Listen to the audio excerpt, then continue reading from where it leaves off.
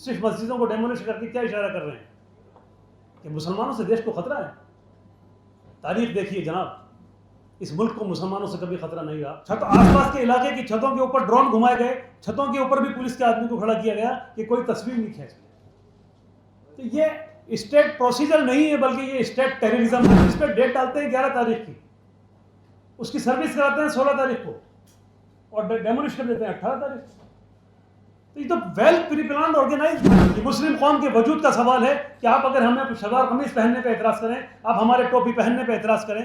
जयपुर के अंदर नंदपुरी एक कॉलोनी के अंदर नूरानी मस्जिद है और ये इलाका जयपुर शहर की 4 दीवारी से तकरीबन 15 किलोमीटर दूर है। वहाँ बहुत ज़्यादा मुस्लिम आबादी नहीं है क्योंकि हाउसिंग बोर्ड की कॉलोनी की बॉर्डर्स के ऊपर ये मस्जिद बनी हुई है। और नंदपुरी इलाका जो है वहाँ से रेलवे ट्रैक निकल रहा है।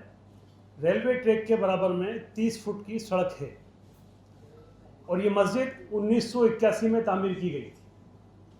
उस वक्त 30 फुट की ही सड़क थी, कोई मास्टर प्लान वहाँ पर नहीं था।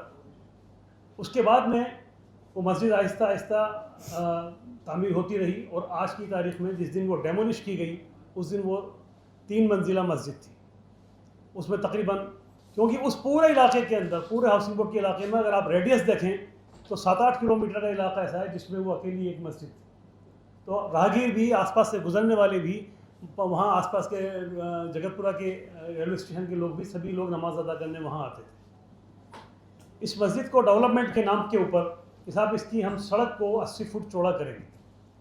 80 फुट सड़क चौड़ी करने के ऊपर भी उसका मैक्सिमम 20 फुट एरिया उसके अंदर जा रहा था। मास्टर प्लान 2011 में आता है। मस्जिद 1981 से तामीर है, लगातार उसके ऊपर नमाज होती है।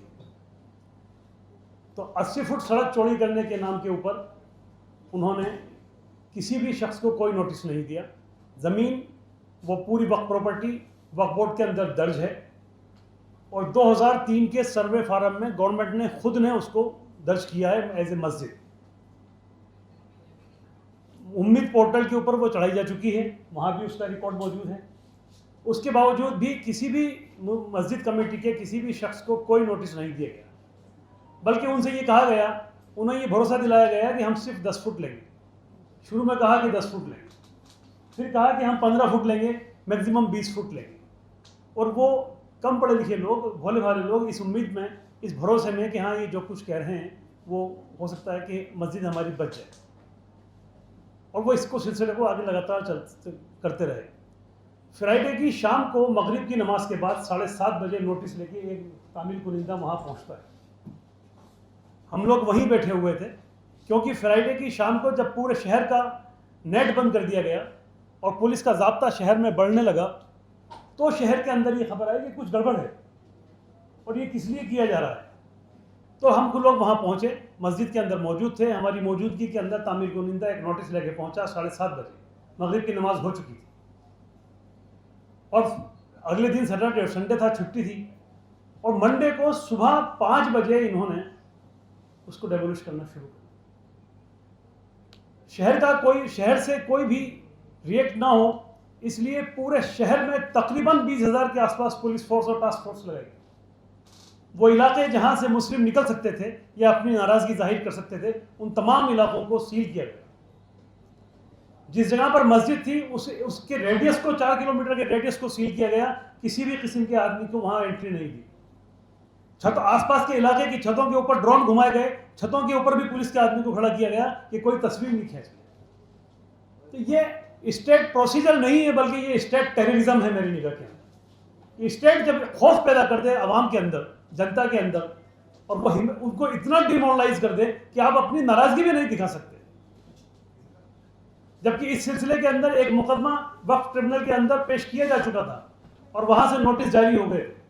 और जैसे ही नोटिस की तामील हुई, 10 तारीख उसके अंदर फिक्स थी और उन्होंने 8 तारीख को उसको डेमोलिश कर दिया। तामील होते ही अगले ही दिन सुबह 5 बजे पूरी फोर्स लगा के उसको डेमोलिश कर दिया और पूरी मुकम्मल डेमोलिश कर दी।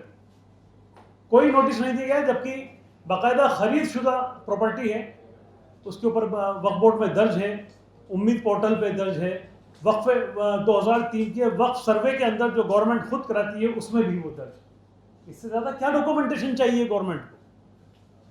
अब अगर आपको नेशनल इंटरेस्ट के अंदर कोई काम करना ही था तो आप जो तरीका है उस तरीके से आते। आप कंपनसेशन की बात करते, आप लोगों से सेट की बात, आपने पूरा इंतजाम इस बात का किया कि कोई आदमी लीगल प्रोसीजर एडॉप्ट नहीं कर रहे। ये तो इंतहाई तकलीफ की बात है। फिर हम किस कानून की बात करते हैं? हमारा संविधान कहाँ चला गया? लीगल प्रोसीजर कहाँ चला गया? सुप्रीम कोर्ट ने जो ऑर्डर पास किया, क्या 15 दिन पहले ऑर्डर पास, आप 15 दिन का नोटिस दोगे, नोटिस देके सुनवाई करोगे, सुनवाई करने के बाद में जो फैसला आता है उसकी भी अपील करने का टाइम दोगे और फिर कोई कार्रवाई करोगे।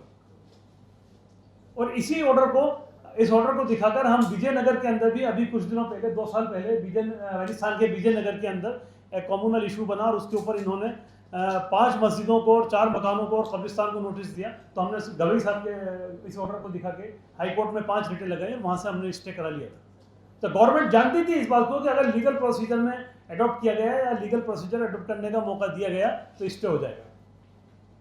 तो कोई मतलब ये क्या, मतलब आप क्या तरीका है कि आप नोटिस पे डेट डालते हैं 11 तारीख की, उसकी सर्विस कराते हैं 16 तारीख को और डेमोलिश कर देते हैं 18 तारीख को। तो ये तो well pre planned organized system है पूरा का पूरा।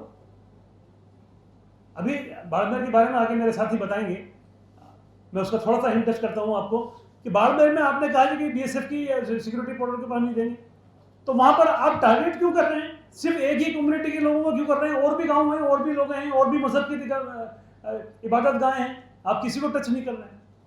तो ये तो बहुत सोच समझ के, प्लान करके, ऑर्गेनाइज तरीके से पर्टिकुलरली मुस्लिम्स के खिलाफ किया जाने वाला एक काम है। और ये सिर्फ वो काम ही नहीं कर रहे हैं बल्कि पूरी, आप कहिए कि पूरी कम्युनिटी को डिमोरलाइज करने की कोशिश की जाए। तो हम तमाम साथियों से, स्पेशली मीडिया से, हम उम्मीद करते हैं कि मीडिया देश का फोर्थ पिलर है। और मीडिया मेरी निगाह में तो मीडिया का, आप कहिए कि मीडिया की शुरुआत भी इसीलिए हुई थी कि जो कुछ सरकार जुल्म कर रही है वो सबके सामने आना चाहिए। जो पब्लिक के लिए जो सरकारी फैसिलिटीज हैं वो पब्लिक के सामने आनी चाहिए। तो हम आप सब साहिबान से उम्मीद करते हैं कि इन चीज़ों को लेके आएँ कि मुल्क ऐसे नहीं चला करते। मुल्क तो सबका है, सबने कुर्बानी दी हैं और कुर्बानी देने पे आजमाइए ना। अगर कोई शक है तो इस कौम को कुर्बानी देने पे दोबारा आजमाइए, खोलिए वो बीएसएफ के बॉर्डर, चेक करिए, आइए देखें कितने लोग आते हैं, कौन पीछे हटता है। आज भी सबसे ज्यादा नाम हमारे ही लिखे हुए हैं इंडिया गेट के ऊपर, और फिर आप मौका देंगे तो फिर इससे ज्यादा लिखे जाएंगे इंशाअल्लाह ताला। यह कौम कभी कुर्बानी देने में पीछे नहीं हटी, लेकिन ये हमारे वजूद का सवाल है। ये सिर्फ एक मस्जिद का सवाल नहीं है, ये मुस्लिम कौम के वजूद का सवाल है कि आप अगर हमें शलवार कमीज पहनने पे एतराज़ करें, आप हमारे टोपी पहनने पे एतराज़ करें, आप बॉम्बे की मस्जिद के सामने योगा करने पे तो आपको खुशी है, उस दिन रोड जाम हो रहा है तो आपको एतराज़ नहीं है, लेकिन अगर 10 मिनट की नमाज पढ़ लें तो सब एतराज़ है। ये क्या जहन है? इस तरह तो मतलब मुल्क में नहीं चला करते। ये सब चीज़ें तो कुछ दिनों में होती हैं और ख़त्म हो जाती हैं। हम सदियों से रहते आए, हज़ारों साल से इस मुल्क में रहते आए। इस कौम में इस मुल्क में कोई कौम ख़त्म नहीं हुई है और हम उम्मीद करते हैं कि इन चीज़ों से इंशाल्लाह कोई कौम ख़त्म भी नहीं होगी, हम डिमोरलाइज भी नहीं होंगे, आपको यकीन से कह सकते हैं। लेकिन तकलीफ़ में है कि हम अपने साथियों को, अपने बच्चों को, अपने छोटों को, या ये कहिए कि जो हमारे बराबर के ज़्यादा समझदार नहीं है, उनको समझाना हमारे लिए मतलब एक मुश्किल सा काम हो गया है कि हम कब तक उन्हें ये कहें कि नहीं भाई कानून का रास्ता अपनाइए। हम आज भी यही कहते हैं कि कानून ही वो है जिससे हम आगे बढ़ सकते हैं। मैं तो यहाँ तक कहता हूँ कि ये तमाम चीज़ें जो हैं वो एक तरह से प्रवोक करने के लिए कोशिशें की जा रही हैं आपको। वो चाहते हैं कि आप इनके जाल में ट्रैप हो जाएं और सड़कों पर उतर जाएं। और जब हम शांतिपूर्वक में कोई हम मुजाहरा करना चाहते हैं तो हो सकता है उसमें 10-20 लोग बाहर के आ जाएं और हमारे खिलाफ कोई काम कर जाए। तो ये सब चीज़ें एक साजिशें बाकायदा रची जा रही हैं और पूरी कौम को डिमोरलाइज करने की कोशिश की जा रही है। हमारी इबादत गाहों को तबाह किया जा रहा है। ये मुनासिब नहीं है किसी भी मुल्क के लिए, किसी भी मिलत के लिए, किसी भी शहर के लिए।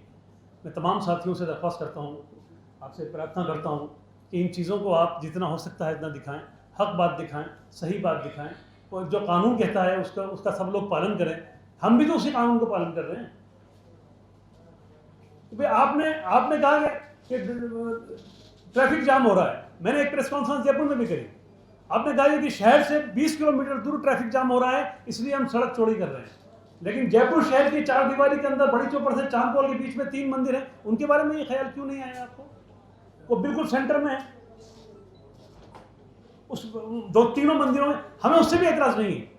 पुराने हैं, आस्था है, आप इंतजाम कर लीजिए, कोई मकान ले लीजिए, पर यह तरीका तो बिल्कुल गलत है जो आप हमारे साथ में अपना।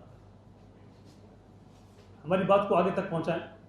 और हम जब दिल्ली में बैठे हुए तमाम वकील हजरात से दरख्वास्त करते हैं कि ये बहुत सारी चीज़ें आएंगी, क्योंकि राजस्थान में बाड़मेर में इन्होंने तकरीबन 300 मस्जिदों को नोटिस दिए। 50 किलोमीटर की चौड़ाई में, बॉर्डर से 50 किलोमीटर की चौड़ाई में ये नोटिस दे रहे हैं। और ये बॉर्डर्स जो है वो खाजूवाला है, चौहटन है, सांचौर है, अनूपगढ़ है, गंगानगर है, ये पूरी बेल्ट है जो राजस्थान की बॉर्डर से लगती हुई है। ये 900 किलोमीटर लंबी बेल्ट है। इस 900 किलोमीटर लंबी बेल्ट की 50 किलोमीटर चौड़ाई अगर आप खाली कराना चाहते हैं तो कम से कम डिस्क्रिमिनेशन तो मत कीजिए, इसमें तो ईमानदार रहिए, या वहां भी छाटेंगे। और जब आप छाटते हैं स्पेसिफिक, तो फिर आप ये मैसेज देते हैं कि मुसलमान इस मुल्क के लिए ठीक नहीं है, उससे हमें सख्त एतराज है। अगर नेशनल इंटरेस्ट की ही बात है तो उस 15 किलोमीटर और 50 किलोमीटर की चौड़ाई के अंदर जितनी भी चीजें हैं आप तमाम साफ कीजिए। लेकिन आप क्या इशारा कर रहे हैं? सिर्फ मस्जिदों को डेमोलिश करके क्या इशारा कर रहे हैं कि मुसलमानों से देश को खतरा है? तारीख देखिए जनाब, इस मुल्क को मुसलमानों से कभी खतरा नहीं रहा और ना रहेगा इंशाअल्लाह ताला।